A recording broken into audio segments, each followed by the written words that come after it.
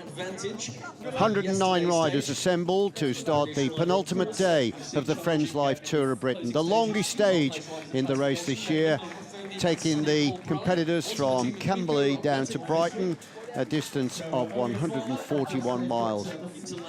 And the yellow jersey on the shoulders of Alex Dowsett, and Bradley Wiggins surely thinking about the opportunity to try and narrow the gap that he is trailing the leader. And also Kwiatkowski of Amiga Pharma Quickstep and Mark Cavendish. Well, not a sprinter's day for Mark Cavendish. Ben Swift, the overall leader in the points classification, but the King of the Mountains, Mark McNally, surely looking to try and tidy up that competition with 3 climbs, the final 3 climbs of this year's Tour of Britain ahead of them. So the big crowd cheered them on as they rolled away, and the riders, after a heavy day down to Hemel Hempstead 24 hours before, knew that this was going to be the big sort out. Wasn't too long before the tempo was lifted once that neutralised flag was pulled in.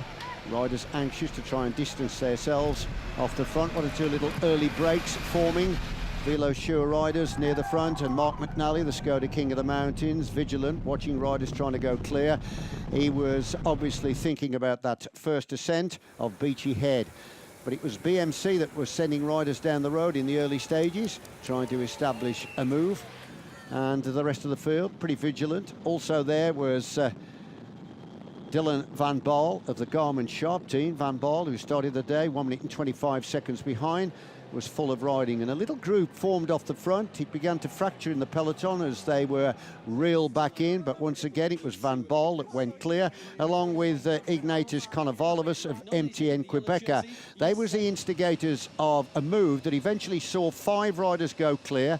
Kevin Ister of I Am Cycling, and Van Baal was there, Konovalovas, Bela Blocky on the MTN Quebecer team, Bela Blocky of Giordana, I should say, and also Vermont of Amiga Pharma Quickstep. There was a puncture once again for Alex Dowsett. It wouldn't be right if Alex Dowsett didn't have a puncture.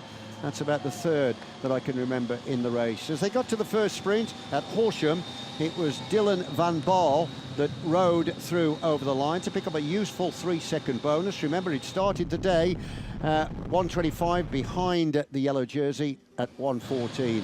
Well, the group were enjoying their freedom, and they built up a lead of over 9 minutes as Van Baal swept over the line at the second sprint at Newark to take his bonus collection so far to 6 seconds.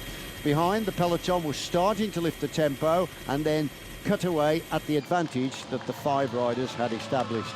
The 3rd sprint of the day came at Hailsham, and once again it was Dylan Van Baal that led the breakaway over, so that means he picked up 9 seconds and narrowed his deficit to Dowsett's yellow jersey to 1:16. Very useful, because as they were getting nearer to the King of the Mountains climbs, they were still well ahead.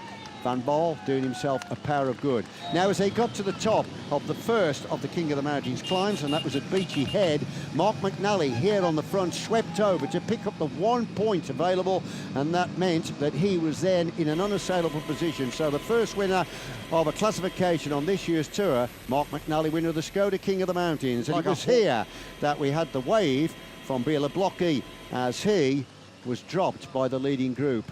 So the 4 pressed on, keen to try and stay clear.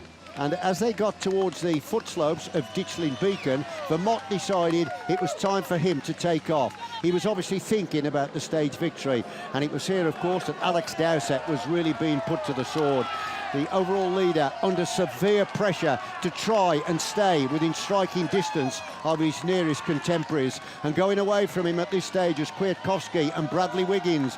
Kwiatkowski had started 34 seconds back and Bradley Wiggins 1:02, and they knew that this is where they got to close down the gap before the time trial that would take place on the final day in London. The front of the peloton really driving on hard, and Dowsett behind as Wiggins settled down into that crouching position to whip up the tempo along with Kwiatkowski. Also with him was Nicholas Roach, who had started the day 4th at 50 seconds. And Vermont continued to press on, and he was finding the ascent of the final climb of Bear Road, an absolute brutal ascent that came within 3 kilometres of the finish, almost bringing him to a standstill. And also Bradley Wiggins was fighting Bear Road very tough. He was spinning the gear at the back of the group and finding it very, very hard to stay in contention as Kwiatkowski was going further away. Dowsett was behind, being looked after by his faithful team leader, Visconti, the former Italian champion, and Visconti was trying to pull Dowsett back to the group ahead as Vermont was freewheeling down towards the finish in Brighton. Over the summit of the climb, behind the yellow jersey, Dowsett was trying to get some assistance from Vermont and anybody else that could help him in the pace setting. But nearer to the finish, Vermont was relishing the thought of the stage victory, and he took it sweetly, giving the crowd a victory salute to win the stage into Brighton, the longest leg that had brought the riders from Camberley. But behind him, two riders had survived from that break as they came up to the line, and it was Konovalevas that finished second and Van Baal third, picking up a 4-second bonus plus the 9 seconds he'd already collected in the sprints. The clock ticked away to see how far he would be ahead, because with that advantage he was a serious contender for the yellow jersey. Kwiatkowski, I think, had forgotten that those two are ahead of him. He sprinted valiantly for the line, thinking he was going for second, but he was only going for fourth. It was Kwiatkowski that came over the line in fourth position at the end of a cruel, brutal, hard-fought stage. But the yellow jersey limped home in the group just behind. He didn't lose an enormous amount of time, but sadly he'd lost the yellow jersey. So the overall general classification, with 1 day's racing to go, looked like this. Van Baal leading by 19 seconds from Kwiatkowski. Zardini third on 25 seconds. Bradley Wiggins with 47 seconds to gain over Van Baal if he wants to repeat his victory of 12 months ago. And Alex Dowsett sitting 59 seconds behind in 10th. What a race.